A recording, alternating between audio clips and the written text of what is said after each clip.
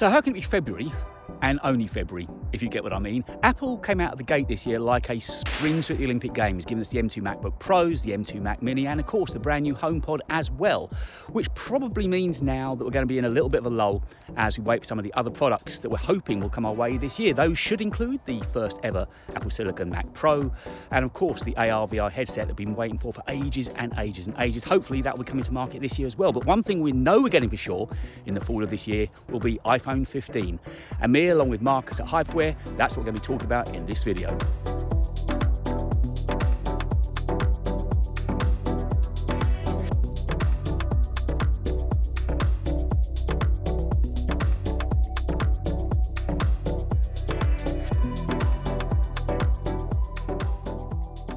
Over the past few weeks, I've brought you videos and renders covering some of the most exciting Apple products we're still looking forward to and expecting this year, including the Mac Pro and the AR/VR headset. But one product I haven't looked at with you yet is iPhone 15. The dark days of COVID seem to be behind us, so there's no reason to think of why we shouldn't expect the 15 to be landing with us by late September as usual. Indeed, from what I understand in a report that I saw in the Economic Daily News, is that engineering validation testing, or EVT, has already started. This means that somewhere in the world, this handset is already made, which is pretty crazy to think, right? EVT is a crucial stage of product testing, and it's where Apple put the phones through their paces and iron out any issues that may arise once it scales up into full production. But even 6 months away from release, we know a surprising amount about what to expect from this year's phone. Firstly, it looks very much as if this will be the first iPhone to run on the 3 nanometer architecture with the all-new A17 Bionic chip. This chip should see a big jump in speed and battery life and efficiency too, but will, as with many other features this year, only be found on the Pro models. You should get used to me saying that. Talking of names just for a moment, until a few weeks ago, there had been rumours going around that we were about to see an even more premium phone called the Ultra. It seems those early shouts were a little premature. We're still likely getting it, but not until next year's iPhone 16 cycle. This year, we'll be left with the 6.1-inch and 6.7-inch screens in the same model names, i.e. 15, 15 Plus, and 15 Pro and Pro Max.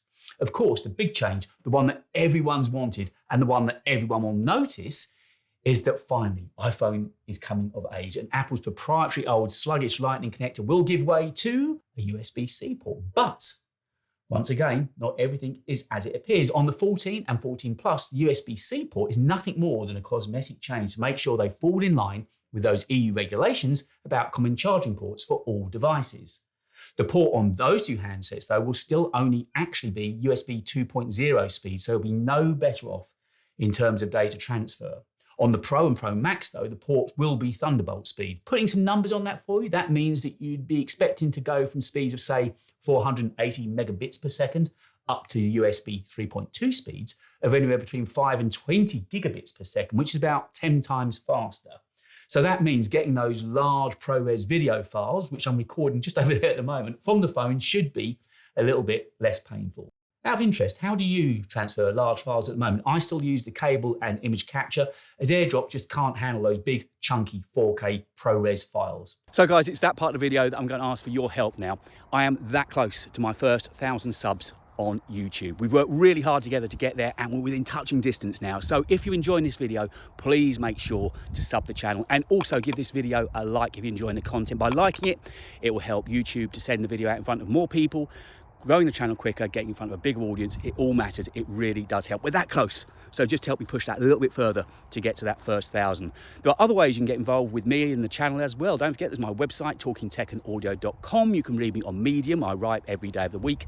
All the links for these are in the description underneath this video, by the way. There's a free members newsletter that I send out every Sunday afternoon, just rattling on about things that are going on behind the scenes that I can't really talk about on videos.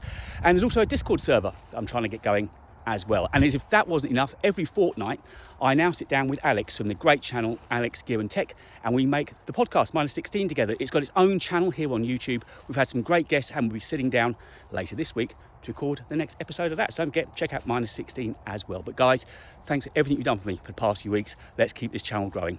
Before moving on and moving away from the charging port, it looks like Apple might be pulling a fast one. As they've been forced to throw out the Lightning cable, they've possibly found a sneaky way to make sure that they'll still end up winning I'll explain. They could encrypt the ports with a kind of electronic handshake, meaning that unless you buy an authentic Apple cable or one officially credited by Apple through their MFI, their Made for iPhone program, then you'll not unlock the full charging or data speeds from that port. You've got to admit, that does sound very Apple, right? The 14 and 14 Plus will ship with 6 gigs of storage, while the Pro phones will head out the door with 8 gigs of storage. Yet another difference between the Pro and the non-Pro phones this year. As long ago as iPhone 12, there was an FCC filing for reverse charging on iPhone. That means the functionality could already be hidden away in there somewhere, just waiting to be unlocked. So could this be the year finally when you can charge your AirPods on the back of your iPhone? One of the features that will be rolled out across the entire range is Dynamic Island. Google have just come on board with live activities for their Maps app, and more big companies are following suit. We always knew that Dynamic Island was going to be a slow grower, but it looks like it's finally gathering pace and popularity now. The camera is always a big focus, no pun intended, for most of us when any new iPhone comes out. This year, certainly on the Pro and Pro Max phones, it seems we could be getting a periscope telephoto lens with either 6 times or 10 times optical zoom. The camera will still be the 48 megapixel camera as per this year though. As to whether it'll now be a 3 or 4 lens array, as yet, we're not sure. With all that extra weight on the camera glass, it's possible that Apple may offset some of that with giving the Pro phones a titanium frame rather than the stainless steel one that we have now. Around the front, the glass will be 2.5D glass across the range, meaning that although the screen itself will be flat, the edges will have a slight curvature, very similar to the Apple Watch 8, in fact.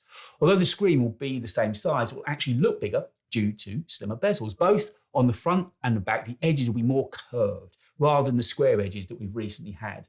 The glass will still be ceramic shield glass, and of course, combining that with the curved edges, this phone should be tough and durable. Out of interest, do you use a case or screen protectors? I've never used screen protectors ever. I only put a case on when I'm heading out the door. I kind of like to feel the phone. But let me know what you do in the comments. I'd just be interested to know, that's all. There'll be no physical buttons on iPhone 15. There'll be solid state pads like the home buttons on iPhone 7 or 8, giving Taptic Engine feedback when you use them.